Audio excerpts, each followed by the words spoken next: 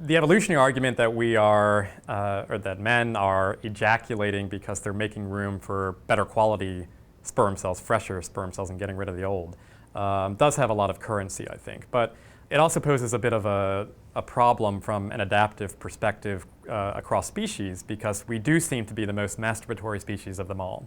We masturbate much more than other animals. That's not to say that other animals don't, play with themselves, or dogs don't, mount people's legs. But we seem to be unique in the sense of using our manual appendages to actually arrive at orgasm. So masturbation to completion seems to be the key here in terms of a possible unique aspect of human sexual behavior.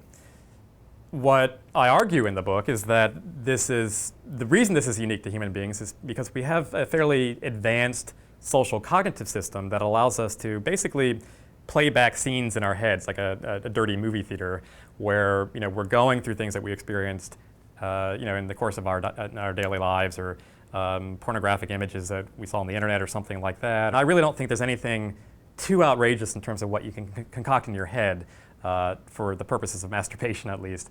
That is something that maybe, I don't know if we should take pride in that, but it is something that does seem to be special to human beings. Not only are we visualizing these erotic scenes when we're masturbating, but we also use our imagination in this way when we're actually having sex with other people, especially people that we're not particularly attracted to, or we're not as aroused by them as we would like to be.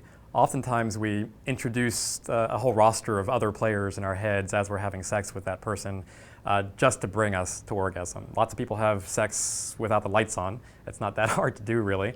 But it's certainly something that most people acknowledge doing, at least at some point in their lives, especially the longer you get into a marriage. The sort of romantic, erotic fatigue inevitably occurs.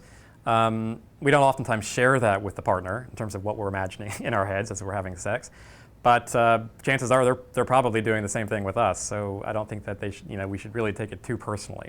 A lot of people who have paraphilias use this type of mechanism as well to somehow escape the very limited type of stimulus or arousal, erotic target that attracts them. If they're only attracted to horses, for example, well, maybe they can be in a successful marriage if they're thinking about horses as they're having sex with their wives. I'm sure the wife wouldn't really want to hear that, but from an evolutionary perspective, it at least can get them to obtain an orgasm and to perpetuate their genes.